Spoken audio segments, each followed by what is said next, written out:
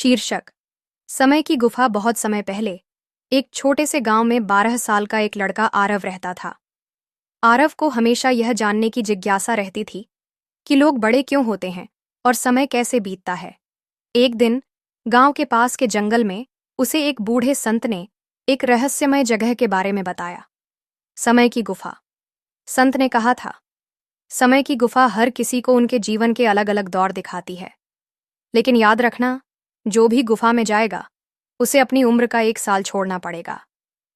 आरव की जिज्ञासा बढ़ गई थी और वह गुफा की ओर चल पड़ा।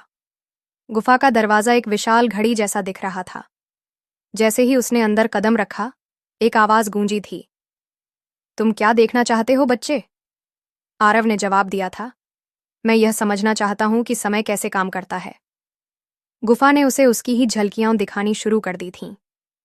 सबसे पहले उसने खुद को 5 साल का देखा था, जब वह बिना किसी चिंता के खेलता था।